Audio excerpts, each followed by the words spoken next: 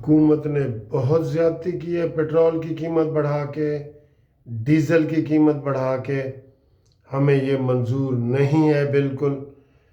اتنی مہنگائی، نہ گیس، نہ بجلی، نہ پانی، یہ کیا کرتے ہیں ہمارے ساتھ؟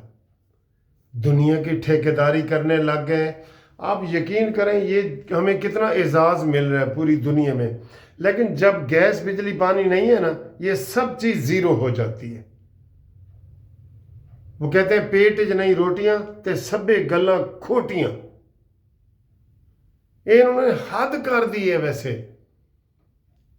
مجھے بڑا ہی دکھ ہوا ہے یہ پیٹرول کی قیمت بڑھا کے۔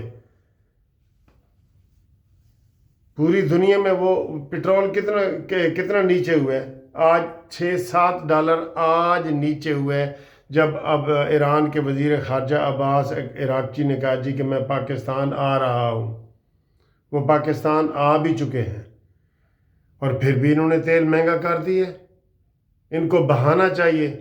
اور سر جی جب تک IMF کے پاس ہمارا ملک ہے نا، ہمیں کوئی ایٹم بم ہونے کا سہولت نہیں ہے۔ ساری دنیا کے ہم صلح کروا رہے ہیں، اور پیٹرول ہمارا ہی مہنگا ہے۔ ایران میں جنگ لگی ہوئی ہے تو $8 لیٹر پیٹرول چل رہا ہے۔ یہ ٹی وی پہ خبریں آ رہی ہیں، اور مجھے لگتا ہے کہ جنگ ہمارے ملک میں ہو رہی ہے۔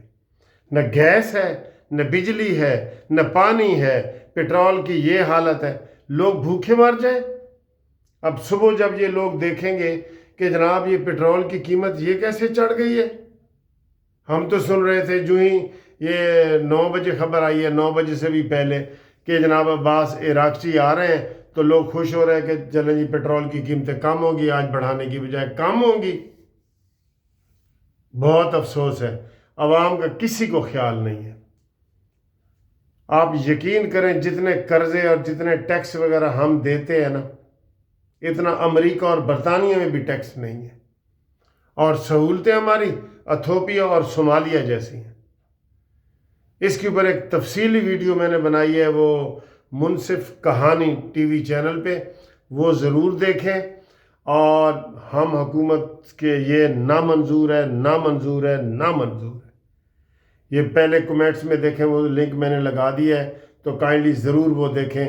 اور اس وقت لیٹ نائٹ ہو گئی ہے، تو میں نے وہ ویڈیو اسی وقت بنائی تھی، بہت غصے میں بنائی ہے، میری وہ ویڈیو ضرور آپ نے دیکھنی ہے۔